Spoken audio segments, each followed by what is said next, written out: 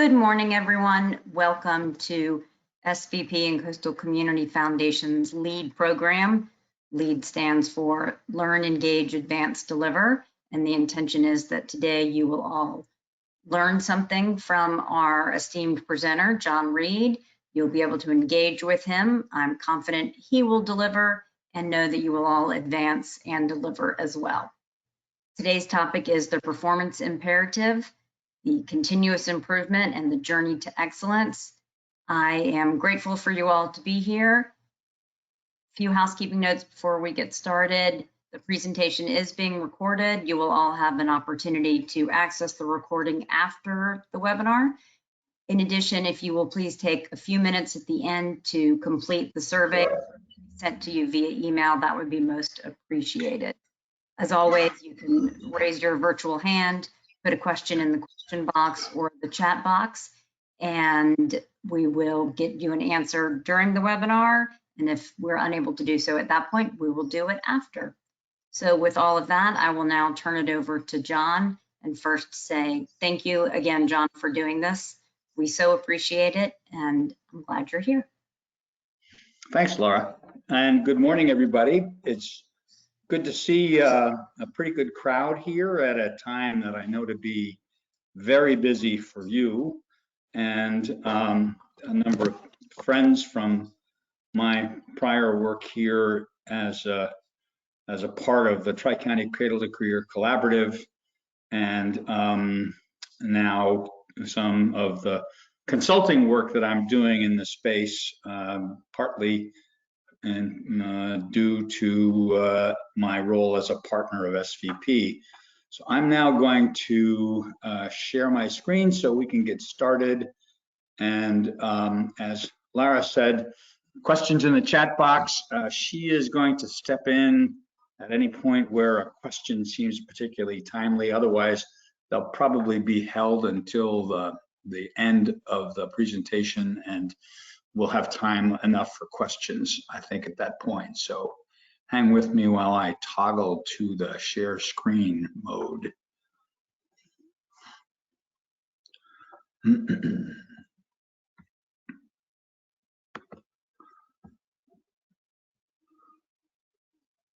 John, while you're doing that, I'll just remind everyone also that there is a handout that you're able to access as well. Right, do that.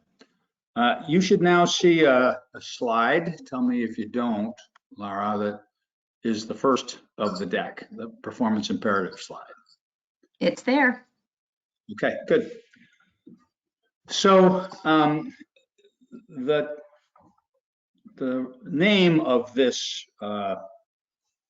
framework is the performance imperative, and it has an interesting history to it insofar as a group of individuals who are prominent in the social sector came together about 10 years ago under the auspices of a guy named Mario Marino, who felt then, after authoring a book called Leap of Reason, that more was needed to help bring some of the tools and methodology of total quality management and high performance to the social sector. So he convened a group of initially of about 60 to begin that work. And the results of that work now, 8 years later, are what we're going to cover today. My own history in this type of work is that, having spent an early part of my career in government service and then a significant amount of time in manufacturing, running plants around the country of one sort or another, I had an immersion in total quality. But the last 20 years of my career have been spent in the nonprofit world, and as the CEO of 3 different nonprofits. One global, the guy over my left shoulder, Paul Newman, ran a series of camps around the world for children with serious illness. Most people know them as hole-in-the-wall gang camps.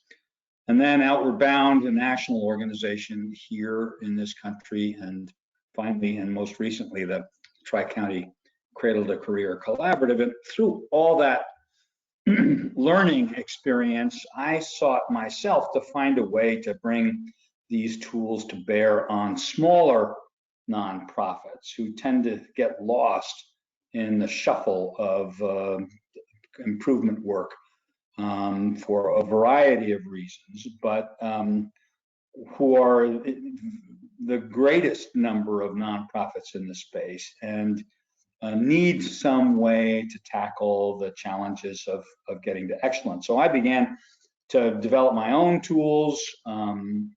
I was then introduced to the Leap of Reason, so-called LEAP Ambassadors Group by Bridget L.E.A.D, whom many of you over here at Wings for Kids. She was already an ambassador and she persuaded me to be one.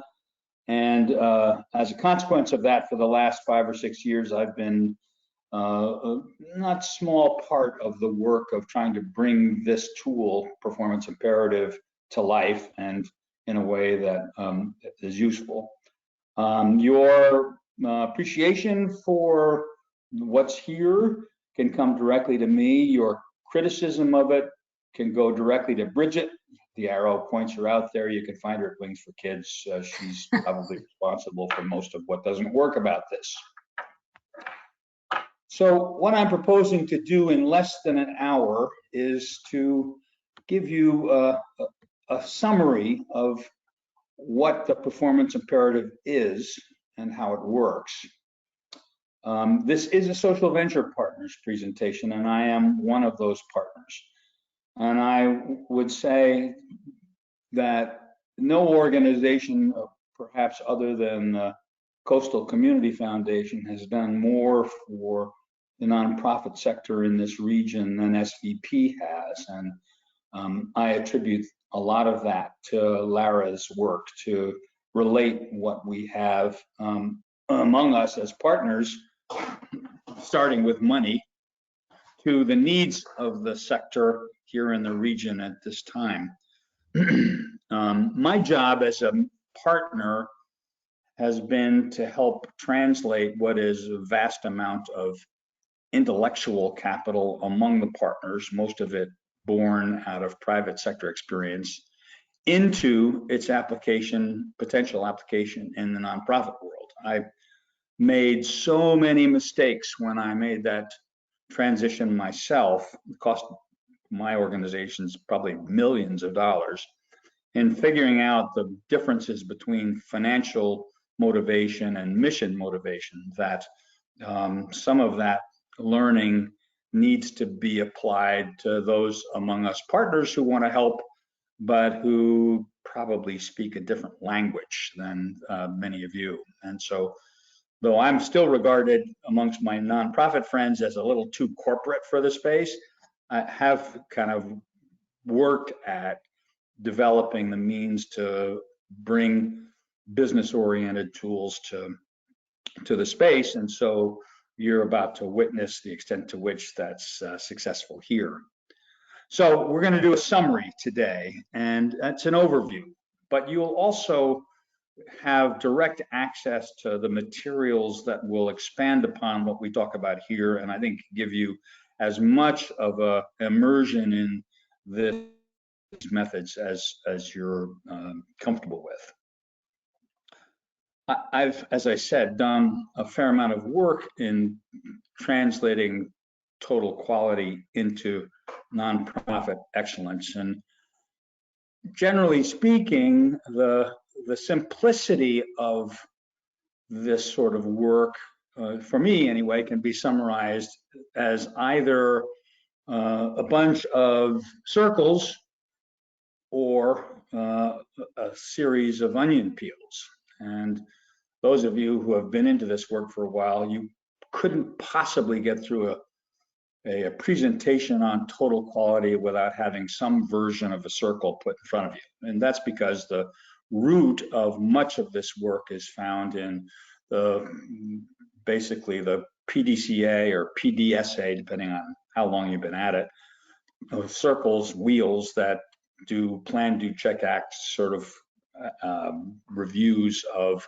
whatever it is in the center as a way to secure continuous improvement.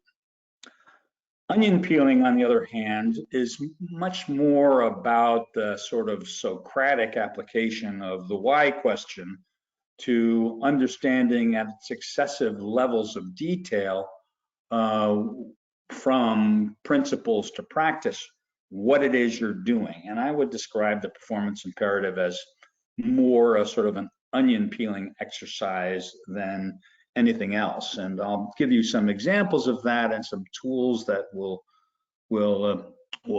I think work for you. The complications of either method come in a couple of different ways. One is consultants in excellence feel the need to change all the language of a PDCA wheel to suit their particular practice. So you get this sort of expansion of descriptions of total quality using different language, heavily jargoned, to say the same thing. And the same can be said of the sort of onion peeling methodology. I think the Baldrige Award applied first to the private sector was the most effective way I've seen applied onion peeling, but it too got terribly complicated by the consultants who did that work. And the other is the density of the work. Really off-putting for smaller nonprofits to see how vast and deep these tools can take one. And so one of the things I'm going to endeavor to do today, once we get a little bit into the density of this framework, is to give you some very simple ways in which you can test drive what's here and apply it in your own space without it being a major time sink and without you having to make a full commitment to the whole enchilada. All of that in an hour. So let's see if I can get this to move. So as I said, this is a framework. It's actually a framework with a whole lot of sequencing and scaffolding within it that allows you to wrap around the whole of your work a set of imperatives or principles that describe excellence in its fullness, and then to go deeply into any one of them so that you have the ability to pick and choose where you start and what you proceed to do. It starts with a definition of high performance for the social sector, and that is an ability to deliver over a prolonged period of time meaningful, measurable, and financially sustainable results for the people or causes the organization is in existence to serve. And the prolonged period of time bit is especially elusive, and it opens up a dimension to the performance imperative, which we'll talk about in a minute, but which seems especially distant, I would guess, at this moment in time when the confluence of crises that attend COVID and DEI and inequity particularly are sort of what nonprofits are trying to survive and make their way through. And that's all the more reason to come through this discussion with a couple of simple things that you might want to try to have a go at. So what the performance imperative is first 7 pillars or 7 disciplines that describe holistically what an organization operating in an excellent way looks like.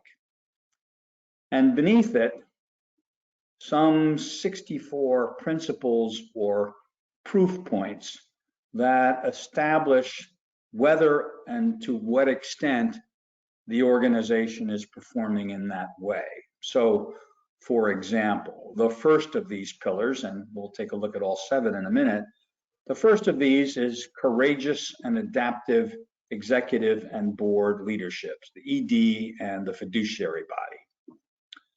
And one of the first principles or proof points within that pillar is leadership embraces responsibility for meaningful, measurable, and sustainable results.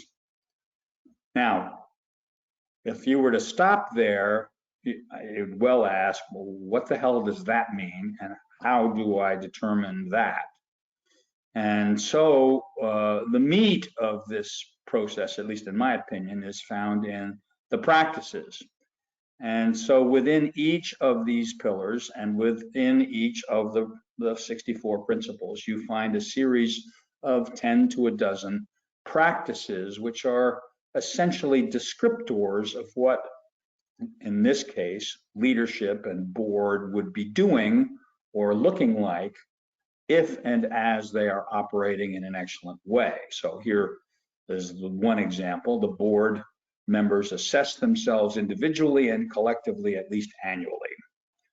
And hold that one in your mind, because we're going to return to that before this hour ends and take a closer look at how to approach that. With each of these, and I'll show you examples, there are worksheets accessible for free which allow an organization to keep account of its own assessment and to compile them in ways that allow you to determine where the greatest opportunities for improvement lie, and in turn, what it is you want to work on. And I emphasize the for free part because there's a lot there, and I think it has proven useful, at least to me and others I know who are, to one degree or another, engaged in this kind of work. So these are the 7 of them. We talked about the first, courageous, adaptive executive board and board leadership. The second, disciplined, people-focused management. There's a heavy orientation of this sequencing and scaffolding down at the practices level on people, as it should be. It's probably the single most important attribute of the nonprofits that I've worked with that distinguish this sector from the private sector in terms of the much greater emphasis needed when the culture and the capability of people have to be attended to. John, Yes. sorry to interrupt. I'm only seeing the title screen, and I wonder if that's true for others. Can you? You should be seeing a circle with 7 disciplines in it. Not so? Not so, and it appears as though I'm not the only one. Have you done a screen share? Yeah.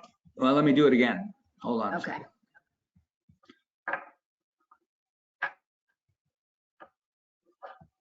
Thank you, everyone, for your patience. Yeah, appreciate it. How about now? Still the same. Oh, now I see a circle.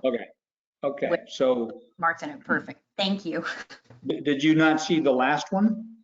Did not. Okay, well, I think we can pass on that because I pretty much said what was on Okay. the slide deck. But let's stick with this one for the moment, and I'll pay more careful attention to the screen share so that it doesn't disappear again. Great. Thank you. I described the first of these pillars, courageous, adaptive executive board leadership, and I was talking about the second, disciplined, people-focused management. The third, well-designed and well-implemented programs and strategies, is a no-brainer. It's really down in the practices where you will find a lot of grist, a lot of useful information on determining whether and to what extent the programs you run and the strategy that you have is a well-designed document. Financial health and sustainability, no surprises there. A culture that values learning, hard to achieve, but terribly important in the nonprofit sector, more so I would say than the corporate world, which can make money without necessarily attending to that, right or wrong. Pillar 6, around 9 o'clock, is the internal monitoring for continuous improvement. That's the effective use of data for that purpose. And number 7, easily the most controversial pillar, is the importance of external evaluation for mission effectiveness. Now, that pillar survived an intense amount of debate among nonprofit leaders who started with 60 and are now over 200 who were involved in this work. I have worked for 3 nonprofits. None of them I've worked for could afford a randomized control trial or extensive third-party evaluation. And my reconciliation to this pillar is to say, you don't need an external evaluation to be excellent. You need at some point to have an external evaluator confirm what your own internal work does. So I would, for this purpose, set that one a bit aside. And one of the documents that's going to be available to you as a handout and called Small But Mighty, which is a way to use this material as a smaller nonprofit, says exactly that. It says, don't worry about external evaluations. Not everybody can afford them, and it doesn't necessarily impede your road to excellence. So these 7 pillars individually make sense, but collectively should come together in terms of a cohesive expression of what an organization looks and feels like if it's operating in an excellent way. And, you know, I don't know what your experience, but take, for example, the first pillar of having a courageous and adaptive board. Those are hard to come by in our work.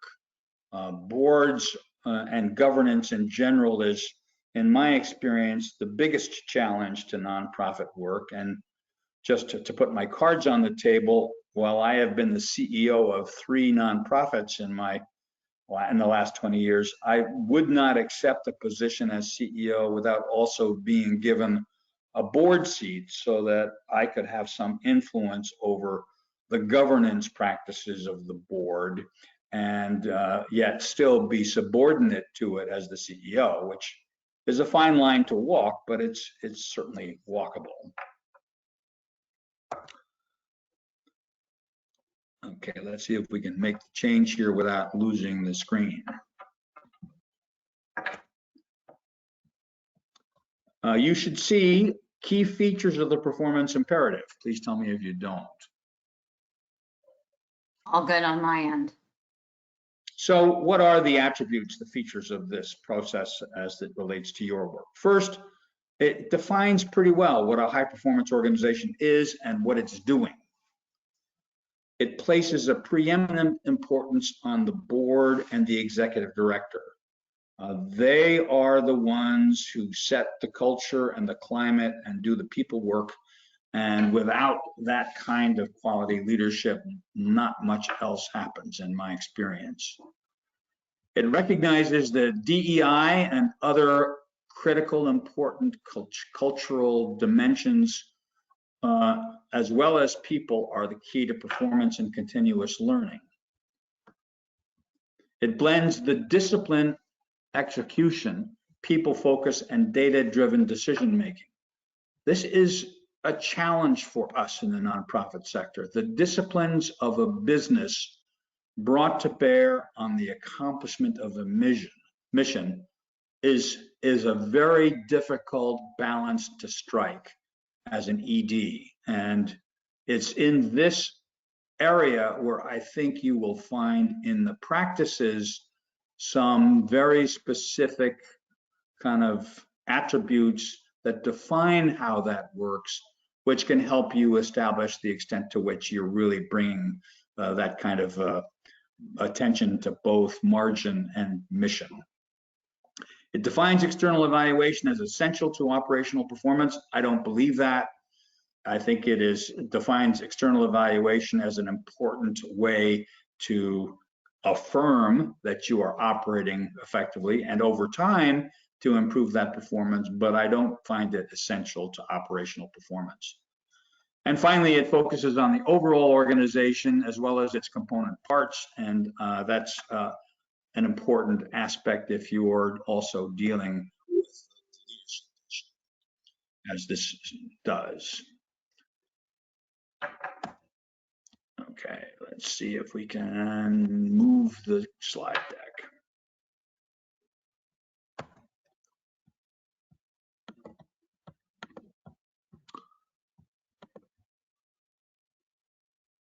Now we move on to where I think the meat is, where the practices live, where the pieces of this framework, I think, have the greatest potential to support the work of a nonprofit of any size.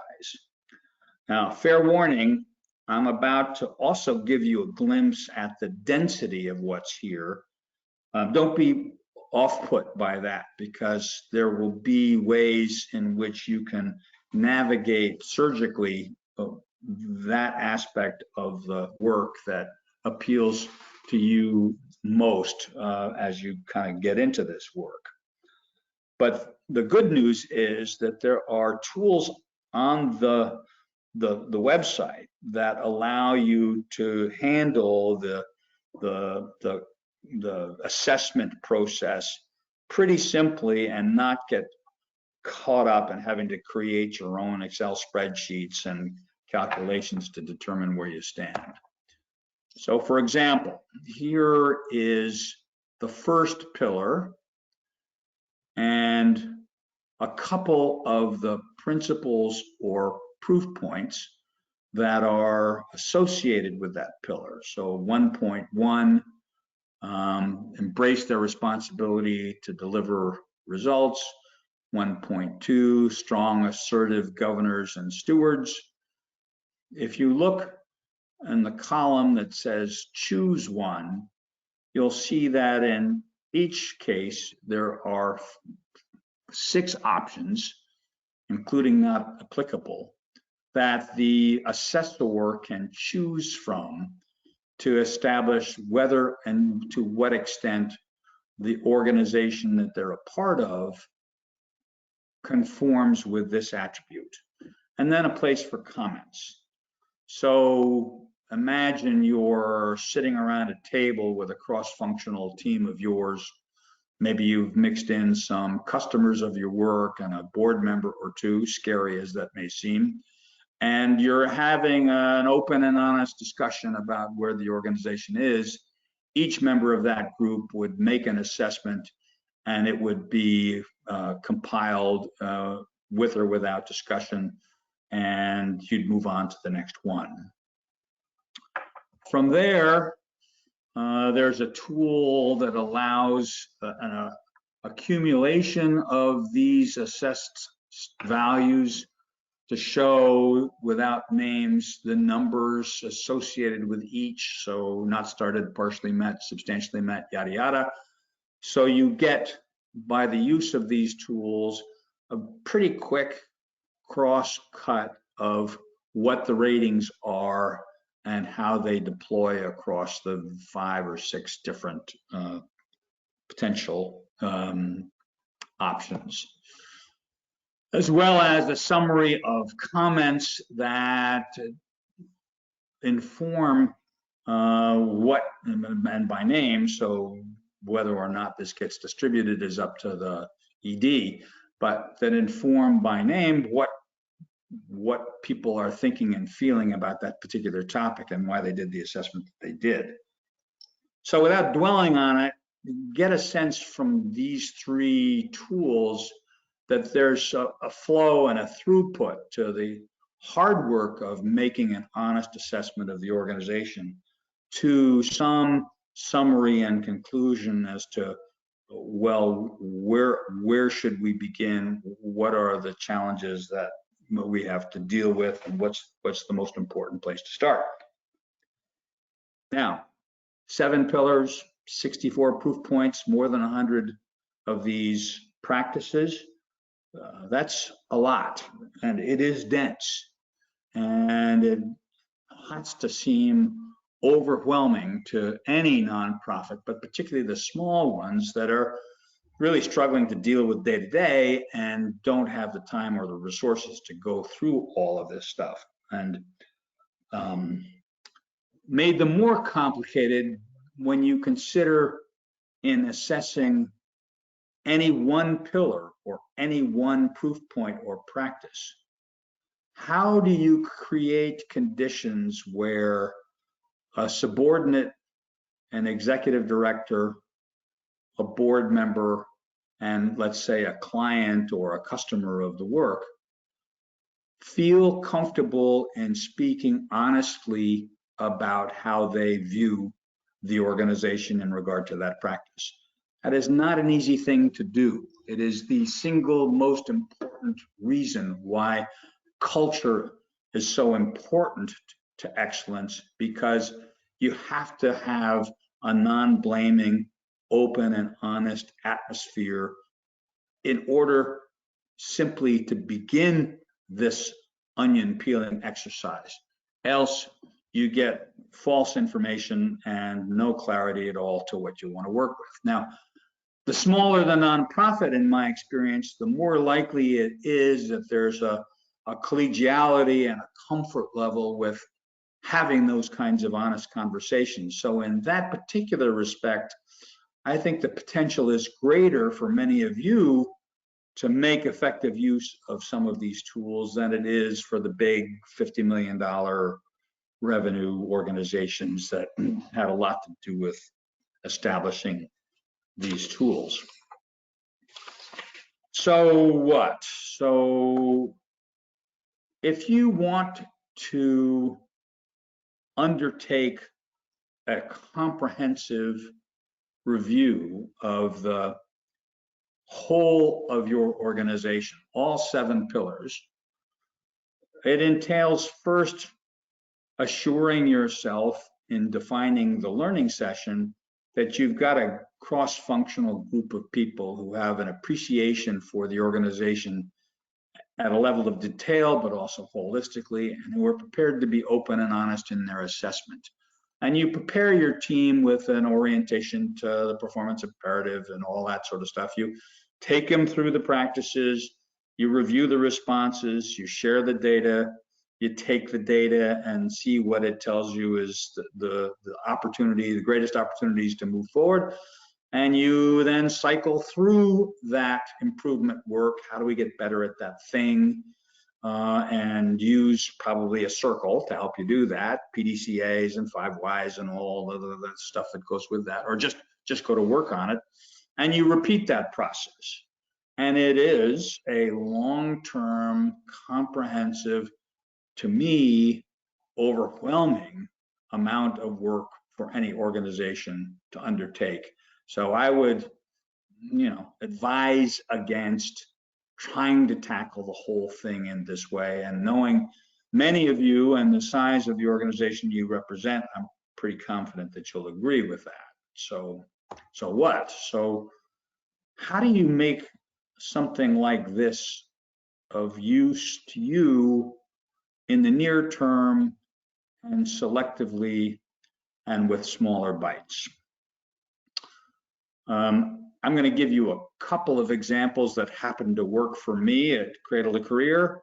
They may or may not work for you, but I think in any event, you or the ED ought to go to the website, read through all the pillars and the proof points and the practices. It won't take long, but read them for getting a sense for the whole of it and for noting the practices that resonate with you.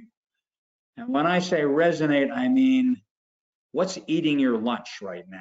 What's the biggest challenge you have?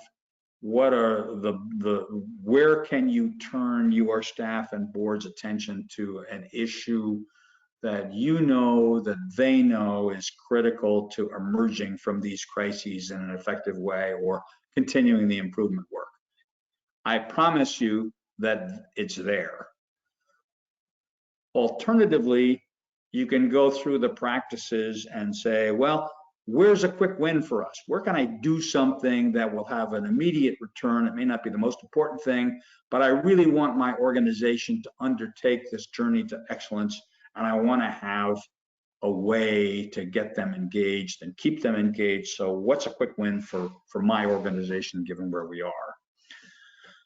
And with those examples, the one or two or three of them that you choose from your review, you go through this exercise very quickly on a sort of rapid cycle basis to learn about why this isn't where it ought to be, this practice, to make improvements that will probably be obvious to you, and then to repeat the process again to continue that improvement, or to jump to the next practice that appeals to you and see if you can make a second win happen.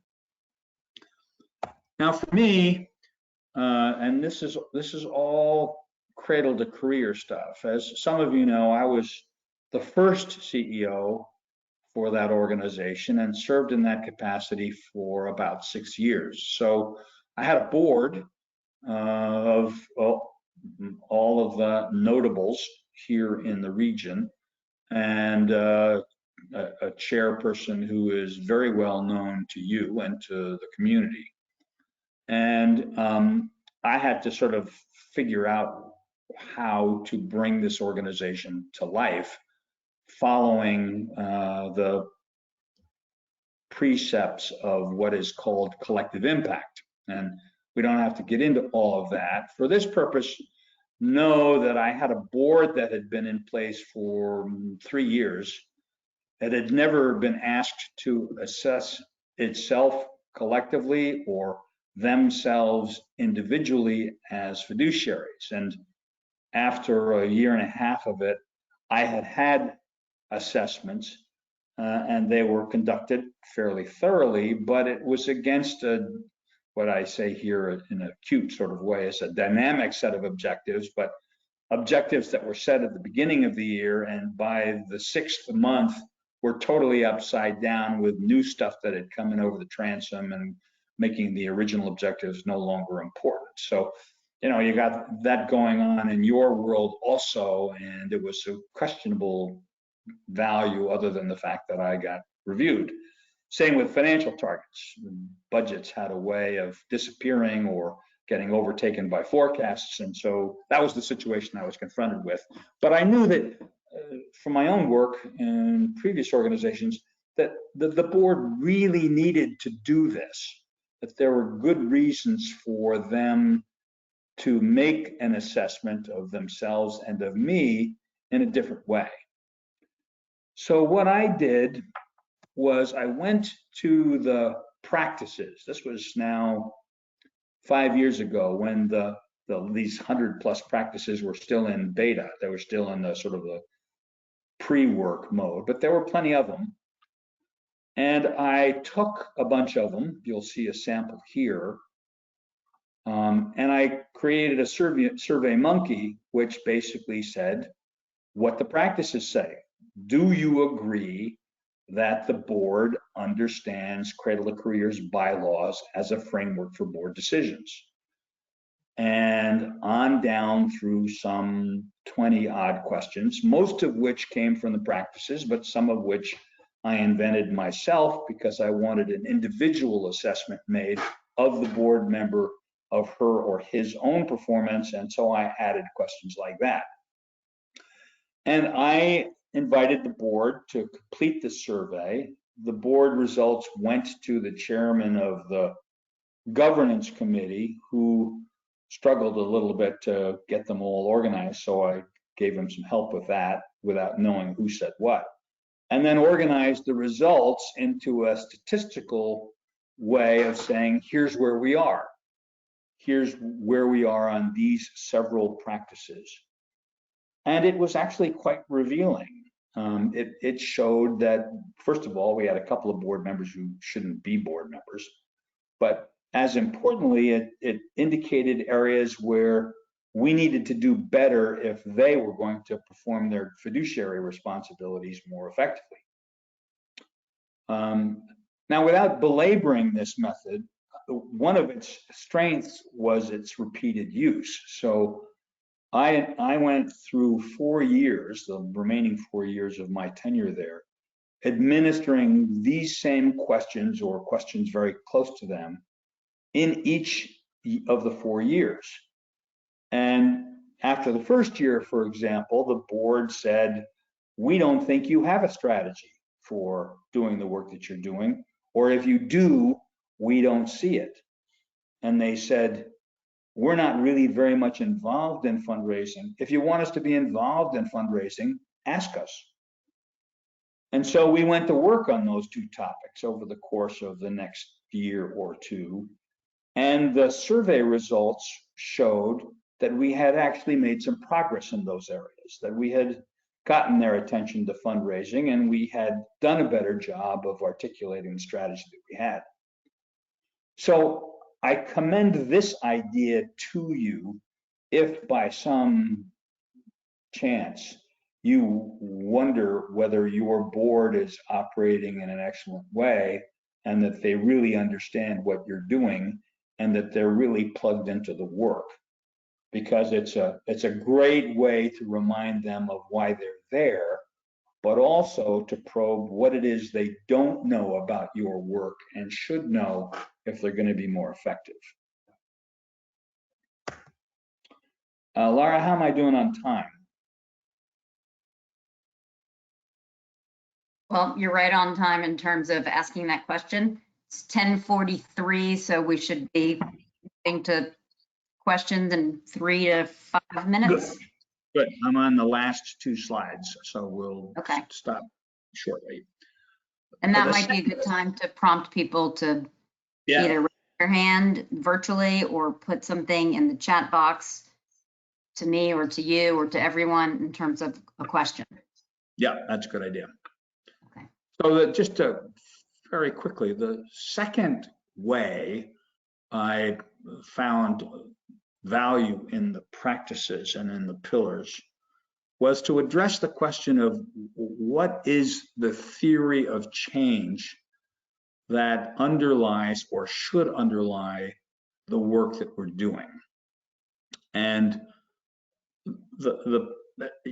you may not know what Cradle to Career does, but it's a pretty soft program definition. It's collective impact. It's the use of broad-based community collaboration to, in our case, move the needle on the education of all children in the region. How you make collaborative work do that was a bit mystified to many of our board members, and to me, frankly, when I started, though I learned a great deal about it as we went.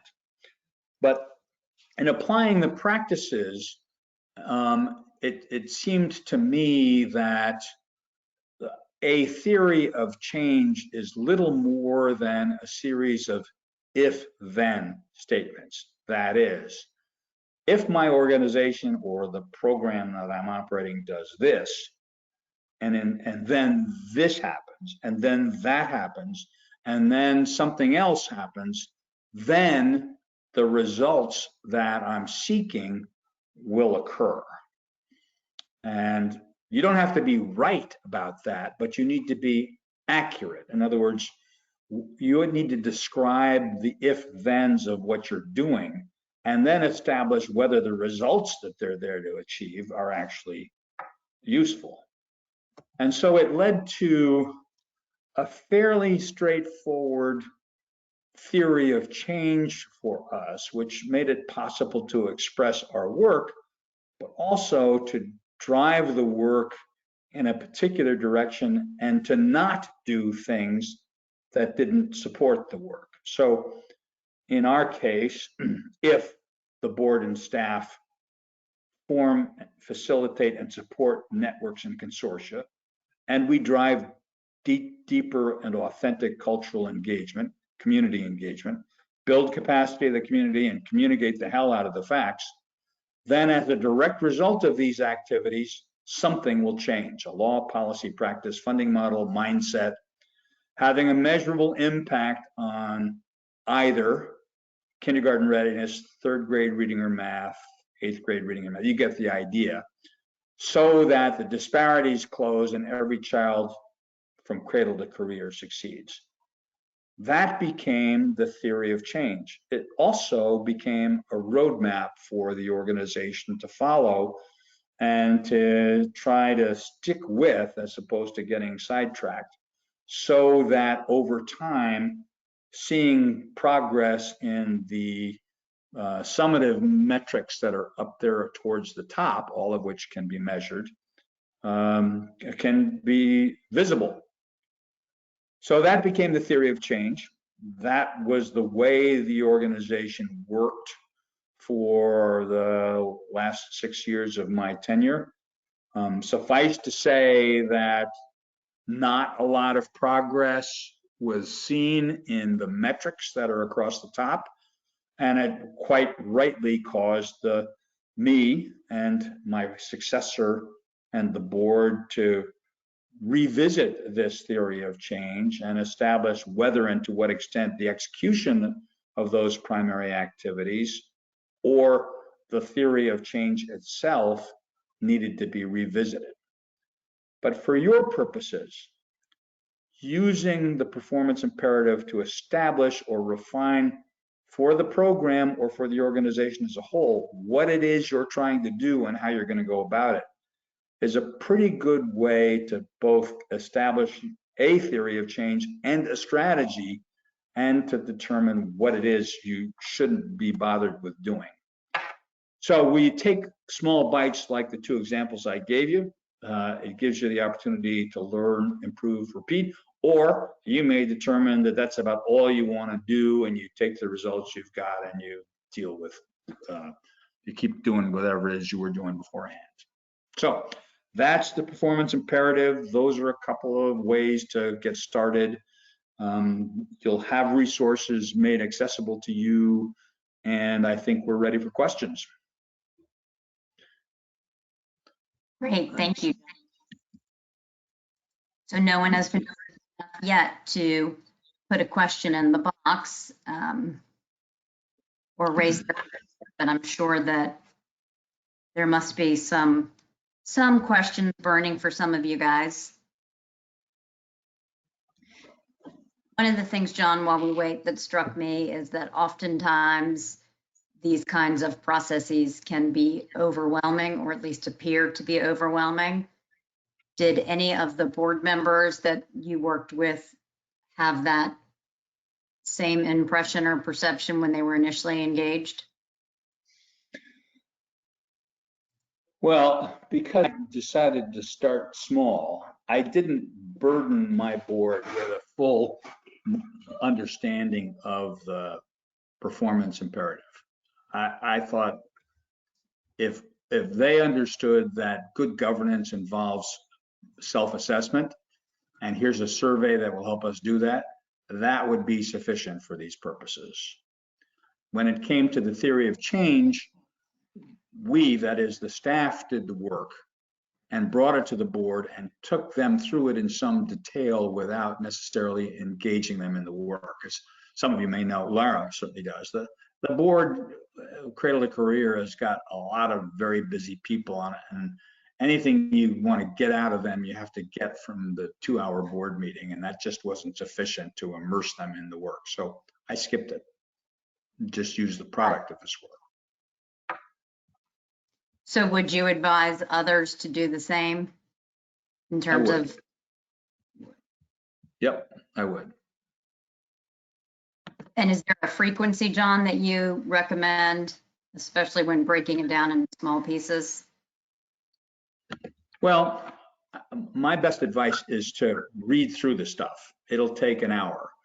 And from that, see what resonates, pick one, and then the ED can actually draft her own survey for board assessment, or with the staff over the course of a few hours, really do the if-then work of theory of change and at least get something on paper.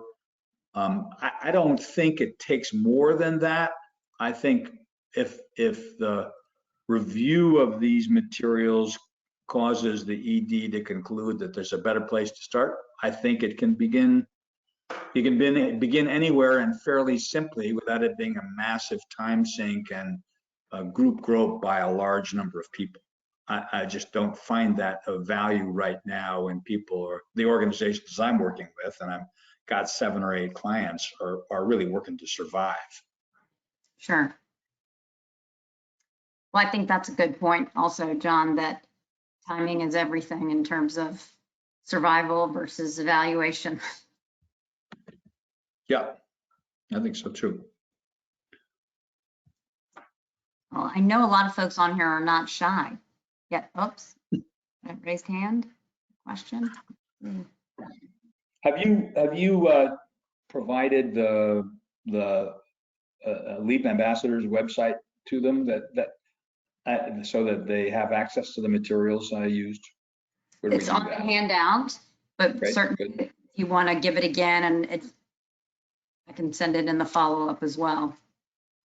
Yeah, no, that's fine. And I'd also say if you have questions, if and as you get into this work and you want to contact me directly, feel free to do so. My website or my email address was on that last page. It's jreed@reedpartners.com, and I'm happy to tell you what I know about the work and assist where I can.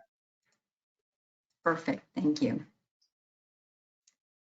Well, I'm guessing that everyone is so busy looking through all the information, they're not asking questions. And maybe that means there'll be more questions to follow. So I'll make sure that your email address is in the follow-up information along with the handout and the LEAP Ambassador website. Certainly everyone here knows how to reach me. John, I cannot thank you enough for sharing your expertise, not only from your nonprofit days locally and nationally, but bringing in the CEO sensibilities that you always carry with you and the SVP partner mentality of engaging in such a hands-on capacity and reaching out, being willing to work with nonprofits and meet them where they are. We're certainly fortunate to have you in the partnership, and certainly that is true for the community as well. So thank you very much for doing that today. A big thank you to all of you for joining us today, and certainly to Dominion Energy for their generous sponsorship of the LEAD program. Please, again, take a moment to complete the survey. It's certainly valuable in terms of helping determine what kinds of programmings you, our nonprofits, most desire and want to participate in, and it lets us know where to go next. So I do value your feedback and would appreciate you taking 2 minutes or so to complete that. Again, thank you, John, and everyone for being here. I look forward to hopefully actually really seeing people in person in the near future. So take care, everyone. Have a good day.